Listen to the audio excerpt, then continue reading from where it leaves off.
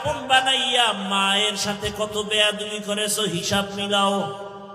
বাবার সাথে কত বেয়াদবি করেছো, শিক্ষকের সাথে কত বেয়াদবি। এই মোবাইলটাকে কেন্দ্র করে দুনিয়ার সব ছাড়বা, মোবাইলটা ছাড়বা না, এমন মায়া ঢুকছে মোবাইলে। আল্লাহ যদি হেদায়াত না দেন, কোনদিন এ গুনাহ থেকে বাঁচার কোনো সুযোগ নাই। আরে ভাই, আমি বাঁচতে পারি না, তুমি বাঁচবা কি করে? আল্লাহ আমাকেও হেদায়াত দান করেন, আল্লাহ আপনাদেরকেও হেদায়াত দান করেন। ইহা হাম সব মুসাফির দিল না লাগা, আহলে দিল কি নজর সে রূহ করতা যা। কি ব্যারাম কি? আল্লাহ আপনাদের হেদায়েত দিবে না? এতক্ষণ বুঝাইয়াও যদি আপনাদের অন্তর ঠিক না রাখা যায়, তো আসছেন কেন? অজে কেউ তো জোর করে আনে না, আনছে। আচ্ছা, আসছেন ওই রাস্তায় বইয়াও তো বয়ান শোনা যায়, এখানে ঢুকে ডিস্টার্ব করেন কেন? ঢুকলেন কেন প্যান্ডেলে? খুব ভাবে আছেন না? মন চাইলে বসলাম, মন চাইলে উঠে গেলাম, এটা নাটকের মঞ্চের মতো মনে করলেন। চালাকি সব জায়গায় চলে না। বহু চালাক ল্যাংটা হয়ে রাস্তায় ঘুরে, বহু চালাক জঙ্গলে ঘুরে, ঘরে ঘুমানোর জায়গা পায় না। কলিজা ফেটে বয়ান করি কতটা বিনয়ী হইয়া, তা মানুষের দিলকে ঠিক রাখার জন্য। আর আপনি ডিস্টার্ব করে নিজেরও ক্ষতি করলেন, পুরা মজলিসটার ক্ষতি করে ফেললেন। আপনার যদি সমস্যা থাকে, বসতে পারেন না, ঢুকেন কেন?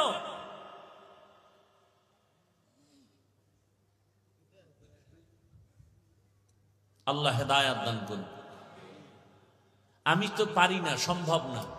আমরা ওই সমস্ত আল্লাহওয়ালার থেকে বয়ান শিখে এখানে আসি নাই। আমরা তো ওই আল্লাহওয়ালাদের বয়ান শিখছি যাদের বয়ানে গলা কাটা মুরগির মতো মানুষ চিৎকার দিত।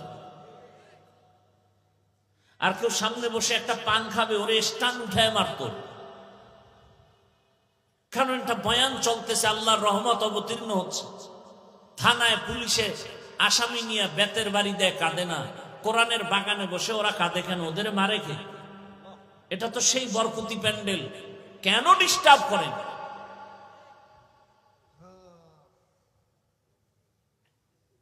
এমন কপাল নিয়ে দুনিয়াতে আসছেন যে অন্যের খালি ক্ষতি করে যাবেন। এই কপাল নিয়ে আসছেন দুনিয়াতে, কারো উপকার করতে পারবেন না জীবনে। এমন একটা বরকতি মজলিস, রসুলের হাদিস সত্য, এখানে বসা মাত্র সবার গুনাহ মাফ। আর যদি বলেন না কষ্ট হয়, আমি দোয়া করে দিই, চলে যাই। আমি তো শুরুতেই বলছি, আপনারা বয়ান নিতে না চাইলে আমার দেওয়ার কোনো ক্ষমতা নেই, কারণ আপনাদের আকর্ষণ আর চুম্বুকের টানে আমার কথা আল্লাহ দিবেন। তবে দোনো দলের ইখলাস থাকতে হবে, আমারও ইখলাস থাকতে হবে, আপনাদেরও থাকতে হবে, তখন আল্লাহ বরকতের কথা বের করবে।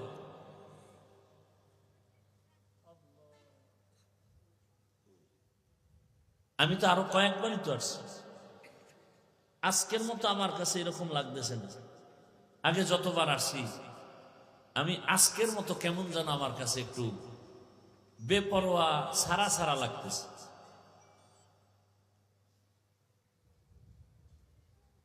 আল্লাহ আমাকে হেদায়াত দান করুন। আপনাদের হেদায়াত লাগলে দোয়া নিজেরটা নিজে করেন, কারণ এখন দোয়া করলেও দেখছি মামলা হয়ে যায়। আর একজনের জন্য দোয়া করলাম কেন? এজন্য আমার বিরুদ্ধে মামলা, বড় বিপদ। দোয়া করেছি মসজিদ মাদ্রাসার জন্য, কমিটির লোক টাকা উঠায় খেয়ে ফেলছে, এলাকার লোক গরম হয়ে বলছে কমিটির কোনো দোষ নেই, ওরা খাইয়া মরুক। দোয়া করে গেছে এটার দল। এই হলো অবস্থা আমাদের। আপনি আকাম করেন, দোষ নাই, আমি আপনাকে সতর্ক করি কেন? সব দোষ আমার। কেমন দুনিয়া আসলাম? কয় ভাই দাওয়াত, কয় আলহামদুলিল্লাহ। কয় আপনার বাড়ি? কয় নাউজুবিল্লাহ।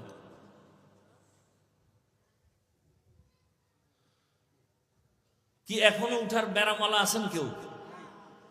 তাহলে আমি দোয়া করে দিই। আমি তো সব শেষ, খালি দোয়াটা করবো, এতটুকু আমার হাতে আছে। দোয়াটা আমার হাতের উপরে, তাই না? সব শেষ, খালি হাত উঠাবো, আরে হাত নামবে না। কয় বছর পর আসবো, আর আসবো জানি না।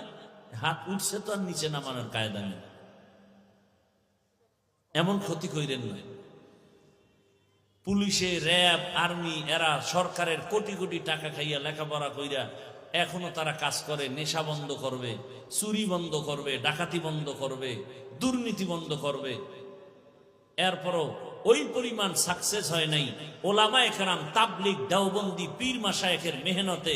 যেই পরিমাণ দেশের মানুষ চুরির থেকে ফিরে আসছে, দুর্নীতি থেকে ফিরে আসছে, এরা যেই পরিমাণ ওলামায়ে কেরাম সাকসেস, ওই পরিমাণ তারা সাকসেস হয়নি। এটা কত বড় মেহনত যে শুধু বয়ান শুনা একটা লোক নিয়ত করে ফেলছে আর চুরি করবো না। অথচ র্যাবের বাড়ি পাইয়াও আইয়া আবার ডবল চুরি, জেলখানায় গিয়া আবার আইসা আবার অপরাধ। আর সে সমস্ত চোর ডাকাত গুলো আল্লাহওয়ালাদের হাতে লাগছে তো পুরা বুজুর্গ হয়ে গেছে। এখন রিক্সা চালায়, টুপি মাথায়, জিকির চলে, আর রিক্সাও চলে। আছে না নাই? ইহা হাম সব মুসাফির দিল না লাগা, আহলে দিল কি নজর সে রূহ করতা যা, শাহ দৌলত সব ফকির গর नेक नेहे, शाह दौलत सब फकीर गर नेक नेहे, जिंदगी में बंदगी तू करना है, जिंदगी में बंदगी तू करना है, जिंदगी बे बंदगी शर्मिंदा है, जिंदगी बे बंदगी शर्मिंदा है, जिंदगी में बंदगी कौन बंदगी, बंदगी बे जिंदगी शर्मिंदगी। ও আমার যুবক বাবারা, বৃদ্ধ বাবাজিরা, ও পর্দার আড়ালের মা বোনেরা, ভালো করে শুনেন। দুনিয়ার পেছনে ঘুরতে ঘুরতে ঘুরতে ঘুরতে হায়াত শেষের দিকে চলে আসছে। জানেন না কোন দিন আপনি বাবার ঘর ছেড়ে স্বামীর ঘরে আসছেন। আপনার তো মনে নাই কোন দিন আপনার যৌবনের শক্তি দুর্বল হয়ে গেছে। ও আমার কলিজার যুবক, তোমার তো জানা নাই কোন দিন তোমার গালে দাড়ি উঠা শুরু হয়ে গেছে। তোমার জানা নাই ওই কালো দাড়ি কোন দিন আবার সাদা হয়েছে। মনে আসেনি ও মুরব্বীরা, ছোটবেলা পানি ভাত খাইয়া যেই শক্তি দিয়া লাভ দিতে পারতেন, এখন সেই কোরমা বিরিয়ানি খাইয়াও সেই শক্তি আর পাওয়া যায়? তাহলে কি খানায় শক্তি বাড়ায়? আরে মাওলার কুদরত। একই পাতিলায় রান্না করে আমার মা রাঁধুনি, ভাত আর তরকারি একই মশলা, একই আগুনে রান্না হয়, একই টেবিলে আমরা খাই। আব্বা আম্মা ভাই বোন আমরা একসাথে একই খানা খাইতেছি। আমার আব্বা আম্মা প্রতিদিন হয় দুর্বল, আর আমরা সন্তানেরা হই সবল। আল্লাহরে চিনেননি? একই তরকারি, একই মশলা, একই মা রান্নলো, মাও খায় বাবাও খায়, তারা হয় কি? দুর্বল। আর আমরা সন্তানরা একই খানা, পাওয়ার খানায় বলেন, গাভীর দুধ পান করলে 10টা উপকারের কথা কিতাবে আছে। নবী ও হাদিসে বলছেন তোমরা বেশি বেশি গাভীর দুধ পান করো, গাভীর বকরির দুধ পান করো, কিন্তু গরুর গোশত তুলনামূলক কম খাইও। দুধের মধ্যে ফায়দা। এখন যার পেট খারাপ তারে যদি গাভীর দুধ দেন, ভিটামিন কাজ করবে নি, না রিয়াকশন হবে?